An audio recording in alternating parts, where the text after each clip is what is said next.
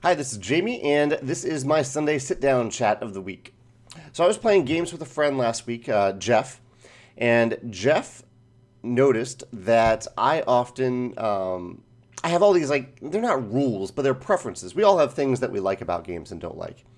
And Jeff pointed out, hey, Jamey, you seem to have a lot of exceptions to your rules. Because I think I had said something like, yeah, I normally don't like that in games, but I really love this game that has that thing.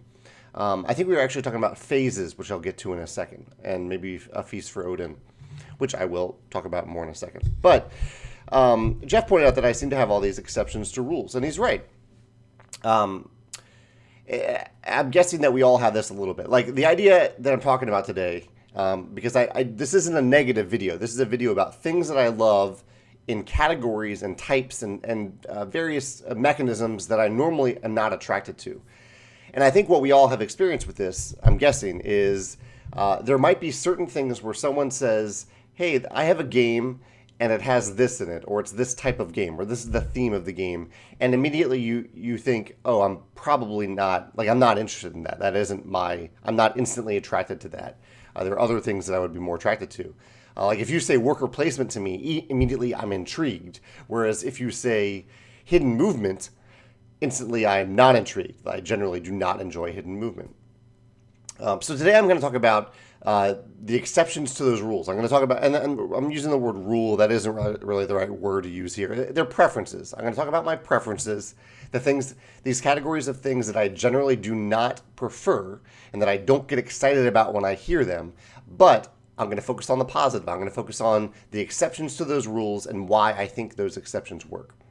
So let's get started because I have a lot of things in this category. I have 13 different things I'm going to mention. The first one I will mention is direct combat. If you tell me, hey, Jamey, I have a game about direct combat, generally I won't be excited about that. But there certainly are exceptions to that, and the big boy in the room is Kemet. I love the combat in Kemet, both because it's not random. You're making choices in Kemet when you make combat. You have this hand of cards that starts off the same with all players have the same hand of cards. And when you have combat with another player, you are choosing one of those cards to actually play. You might be hiding some secret cards behind that card, and you'll choose a card to discard. So you're playing one, you're discarding one. So I really like that element of combat itself. And I also like in Kemet that combat is such a feature of the game.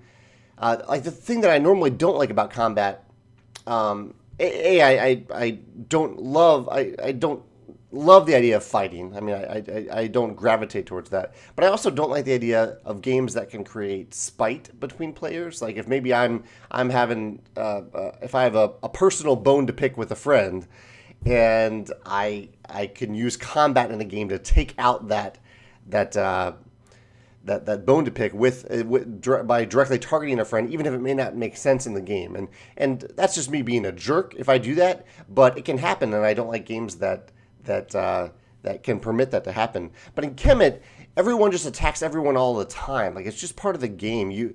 And you don't feel targeted. Part of that spite element is that maybe you feel targeted by someone, even though that isn't necessarily what's happening. But in Kemet, you freely attack everyone all the time, and it's really easy to recover from combat in Kemet. Like you aren't removed from the game if you lose a combat or a key combat. Yeah, it might sting a little bit if you wanted to win that combat, but the game makes it really easy to regroup. And so Kemet is an exception to my rule about direct conflict and direct combat. Next up is a game that I don't have on my shelf. A friend owns it. So one thing that if you watch this channel, you see me mention many times is that I do not like action checklist or action menus. So this is when, like in a game, to show you your options in the game, there is literally like a card that tells you a checklist of all the different things that you could do on that turn. And sometimes that card is double-sided, and sometimes it's a big menu of things. I don't like that. I think there are better ways to show players the actions that they have. Like it just feels like work instead of a game when I have to look through a checklist and remember all these different options that I have, especially when that checklist is double-sided, because then I can't even see it all at a glance. I have to flip it over to remember what those things are. So the exception to this rule is Forbidden Desert. I love Forbidden Desert. It's one of my favorite cooperative games, and it does indeed have an action checklist. It's one-sided, although it's put on the backside of your player ability. So if you want to remember both, you need to have two different cards, one on the face-up side for your ability and one for the action checklist. Now, the reason I think it works in Forbidden Desert is because there are so few options. Or actions. There are lots of options, but so few actions. And so after even just a few minutes of playing Forbidden Desert, it's really easy to remember what those options are. Again, I don't like requiring players to remember that type of thing. I think there are more interesting ways of displaying those options and even adding some mechanisms around, like, can you do the same option 2 turns in a row because aren't you maybe tired from doing the one option? Things like that. But Forbidden Desert distills it to the point that it's really easy to remember. It just becomes intuitive and keeps you in the flow of the game instead of looking at like a menu of options. That's my exception to the action checklist menu rule. There are very few exceptions to that rule. So kudos to Forbidden Desert for pulling that off. I mentioned in my my preamble that generally if you tell me, hey, Jamey, I have a hidden movement game, I won't be excited about it. Although I actually really like this mechanism thematically. I played a game called Last Friday at Geekway to the West a few years ago. It's a game that kind of simulates like horror movies, essentially. Like it's like if you're being hunted by someone in a horror movie, and at a certain point the tables turn and you're hunting them and then they're hunting you again.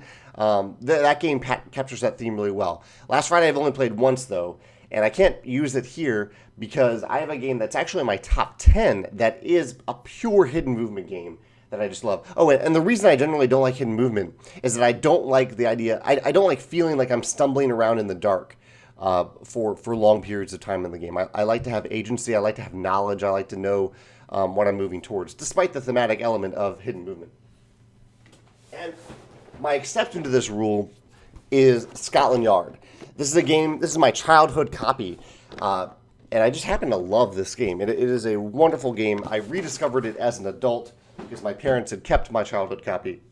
And it's hidden movement distilled down to the basics. Like it's just hidden movement. There's no fluff. There's really no complications to it. It's the type of game that I can explain to someone in about 3 minutes. And I love the tension in the game, whether I'm a detective or if I'm Mr. X. I love this game. And it plays fast. That helps. I think if you're stumbling around in the dark too long, that hurts. But also, I think the real key that makes this game work, that prevents me from feeling like I'm stumbling around in the dark if I'm a detective, is that Mr. X has to reveal where he or she is on, I believe it's turn 4. It's either turn 3 or 4. So it's really, really early.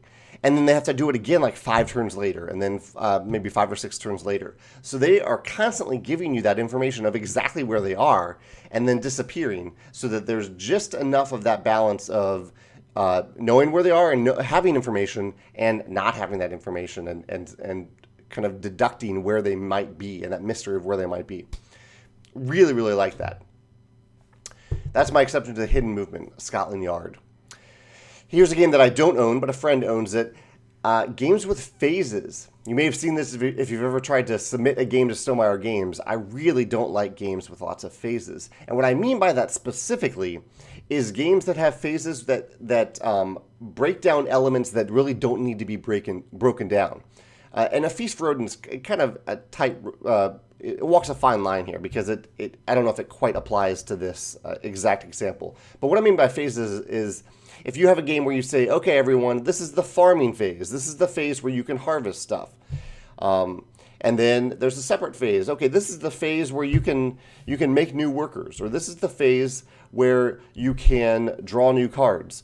Instead of just seamlessly integrating those things into the game, like giving players the choice, okay, now I'm going to use my turn to harvest. Like that's my choice on my turn. I'm going to use my turn to draw a new card. I'm going to use my turn to retrieve workers, things like that. And A Feast for Odin, if you look at it, it has a giant phase checklist that you have to go through.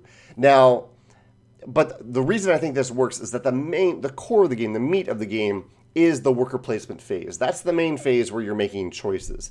All of the other phases, for the most part, there's some slight exceptions, but for the most part, they're just things that you're doing that don't involve choices. You're just doing them to maintain the I don't want to say flow of the game, because it completely breaks the flow of the game, but it kind of they're like necessary steps to make the game work, at least in the way the game was designed. So, and then they don't involve player choices. I think that's the key. If you're giving players choices in multiple phases, that can really annoy me. But Feast for Odin, it mainly only gives you those choices in the worker placement phase, and there's a kind of some phases where you can place tiles on your mat. But you can really do that at any time, so it isn't just relegated to that phase. So I like that because it works in Feast for Odin, because there's only one phase that really involves choices, and the rest are just going through the steps one by one, just to have this upkeep that everyone does without choices. Party games. Okay, so I am a pretty high introvert. I love playing games with my friends, but that's a nice social construct for me to interact with people.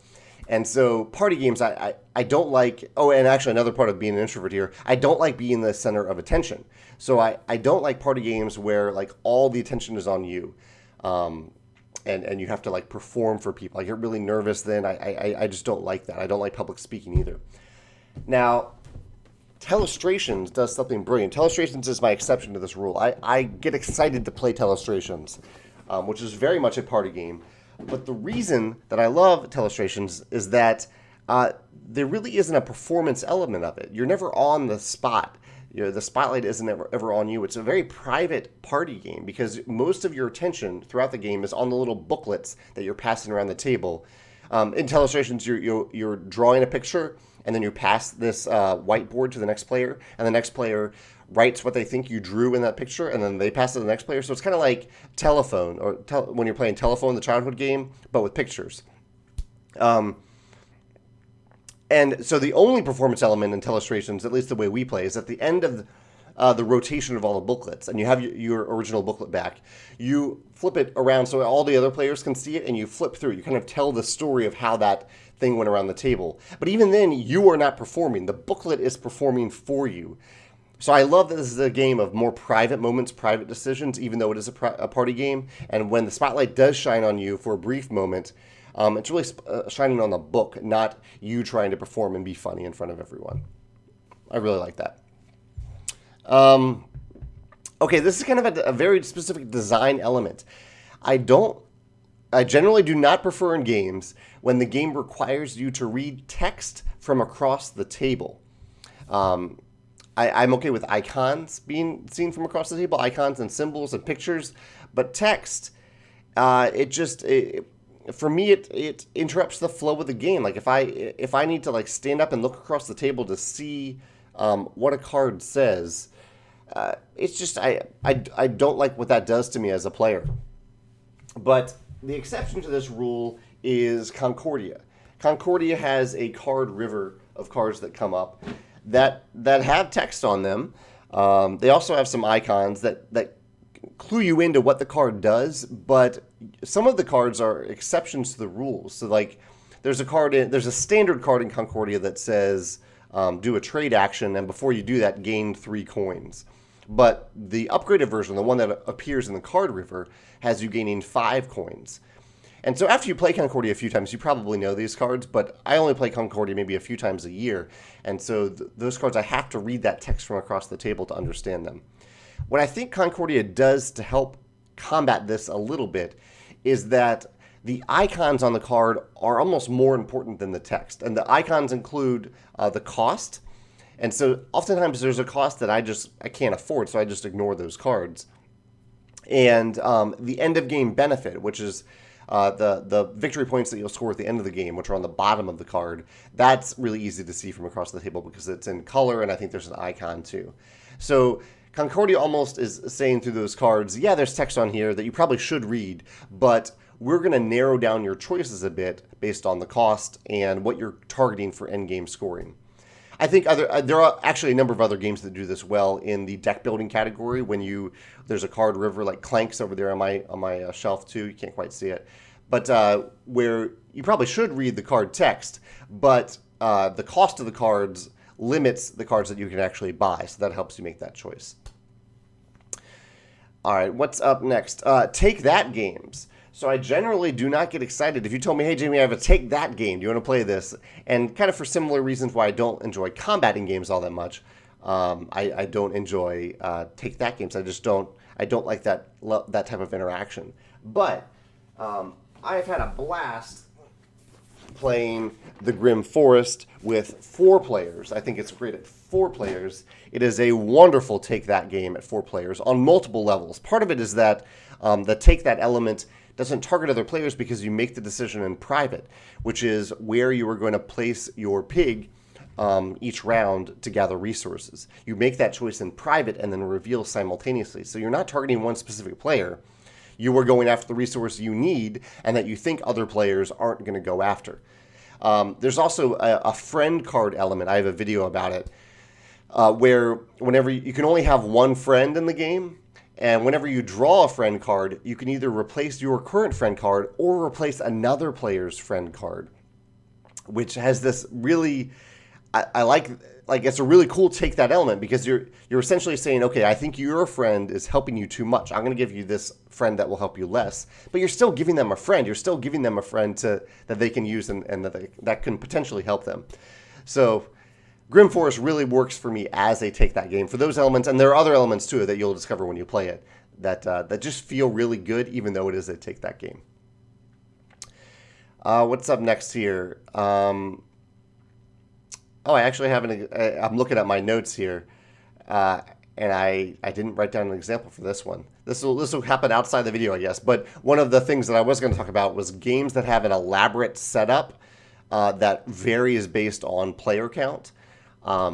Typically, I don't get it. Like it's not something that you would normally say to me. But if I hear that a game has an elaborate setup where I have to take out very specific cards based on the player count or the circumstances just for that game, that's just annoying to me. I don't enjoy that. But if I have to, off the top of my head, 7 Wonders I think does that pretty well. It makes it pretty easy to remove those cards. But I'd rather just shuffle up a deck and start playing. Anyway, I won't count that one in my 13 though, because I didn't realize I was going to say that. Tactical combat. If you come to me and say, hey Jamey, I have a tactical combat game. Do you want to play it? I will generally say, is there something else we can play? Because I just don't get excited about tactical combat. Again, this is in this combat category. But Adrenaline. I had a blast playing Adrenaline. It was just a lot of fun. I liked the mechanisms in Adrenaline. I liked how in Adrenaline, and it's been a while since I played it, so I don't know if I can speak to it too precisely, but the game incentivizes you to beat up on all players, not just one player, because I think you're accumulating these blood drop tokens from multiple players. So I like that it's a game that's tactical combat, but you're trying to fight a bunch of other players, and just the mechanisms involved in the combat in Adrenaline just feel a lot more like a Euro game and an area majority game than a game where I'm just trying to deal damage over and over to an onslaught horde of minions. Funny that I mentioned minions. I'll use that term again in a few seconds. Stock games.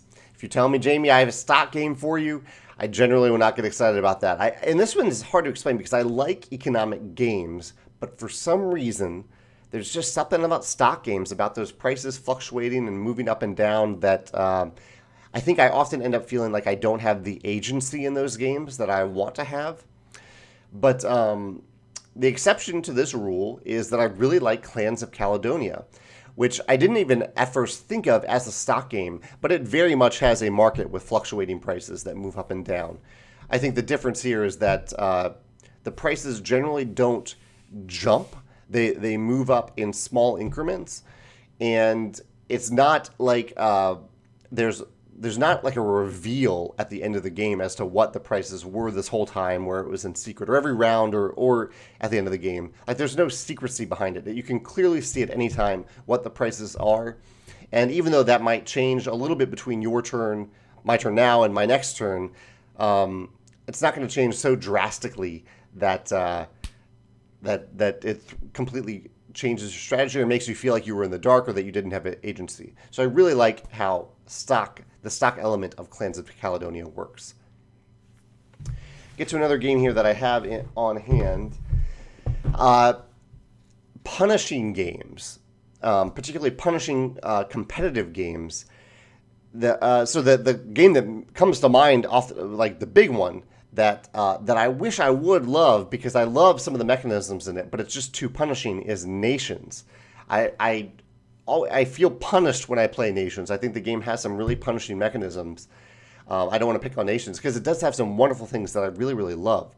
But Yedo is a game that does have punishing elements, yet I really love it anyway. Like Yedo, the punishing elements of Yedo, aside from like the samurai event cards that I just remove, I don't even put them in the game, is that the game has these areas of the board that are blocked off at times. Like events come up and say, hey, this area is just blocked. You can't use it this round. And that's a big deal in Yedo because Yedo is all about positioning your workers in certain places so that they can accomplish missions that need those workers to be in those specific places. So Yedo has that, and it has this blocking element. It also has this guard that moves around and arrests anyone who's in a certain region. And so Yedo is it's always like poking you and keeping you on your toes. And it walks a fine line, but it's so satisfying to fulfill the missions in Yedo, especially when you can work around those constraints, that it's absolutely worth it. And I really, really love this game. So here's that was punishing competitive games, punishing and so cooperative games. Let's talk about cooperative games that are punishing and that really just beat you down throughout the game. And there's a lot of these. It seems like this is I don't know how it started, but this is a huge category of cooperative games that just punish you and beat you down the whole game, and you were just trying to survive and hang on. And it is very satisfying when you actually do survive and when you live and when you beat these punishing cooperative games. But generally, I don't get excited about that. I prefer other types of cooperative games. But the exception to that rule, and there are some other exceptions here, but the big one for me is too big to even get off my shelf. It's Mechs versus Minions. And this is a game where you are just faced with an onslaught of minions throughout the game. And the game even does things to you where it's like it puts cards in your tableau that interrupt your plans. But somehow, and it's programming, so it's chaotic too. So I might program for a certain thing, but it may end up happening in a different order than what I planned. But despite all that, Mechs and Minions just is fun. I just had a lot of fun playing Mechs versus Minions, and I think it's because while you are being beaten down by the game, you are also getting more and more powerful, and at times you're getting super, super powerful. And so I think it strikes that right balance, that good balance of making you feel really, really powerful, even as the game itself is beating down on you.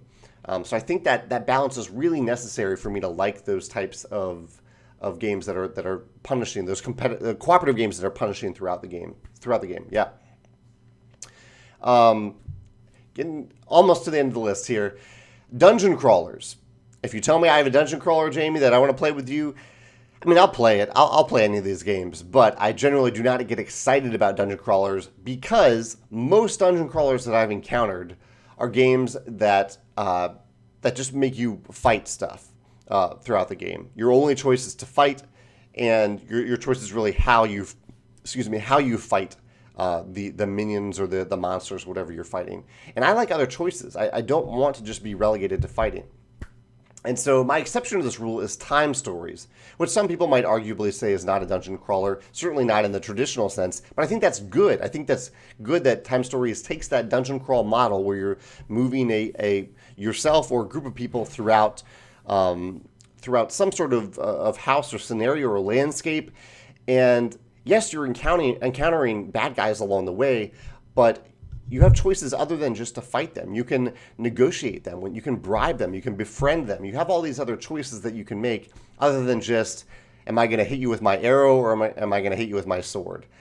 That's not interesting to me. But having these choices of how I can interact with these NPCs in unique ways, that is a lot of fun. And Time Stories is my exception to that preference of generally disliking dungeon crawlers. Last, this one I added to the list at the last minute because one of my pet peeves about games, things that I don't like, is when I'm not able to plan ahead for my turn.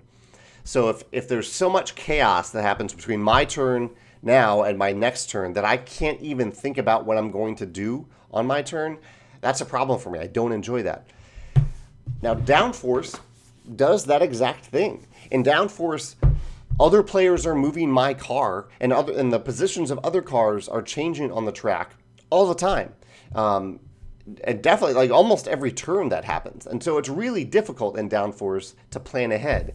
However, Downforce does this really well because on your turn when it gets to you, it just makes those decision points really interesting, but also really easy. Because it's really easy once it gets to my turn to see, okay, this is the position of the cards the cars, and these are the cards that I have in hand that can actually move those cards. Here's what I can do. Here's what I can't do. It quickly narrows your decision space. And even throughout the game, the number of cards you have in hand goes down. You never gain more cards. And so as your decision space is narrowed more and more throughout the game. So Downforce, even though you have very little knowledge of what the game state will be when it gets to be your turn, making it difficult to plan ahead, the decision space on your actual turn is very simplified. It's very streamlined. You can make it fairly quickly. In fact, very quickly. Usually turns only last 10, 20 seconds at most. So that's it, folks. Those are my 13 plus kind of a 14th one that I didn't expect, but 13 glorious gaming exceptions to my personal preferences. I'd love to hear your thoughts on either these games. This is a very long video. I'm sorry for that. But if you have game preferences where if I say, hey, I had this game, do you want to play this? Normally you would say, no, not really. But maybe you have exceptions to those rules, games that defy those expectations and those exceptions and those preferences. Let me know what you think in the comments. I'd love to hear your thoughts. Thanks.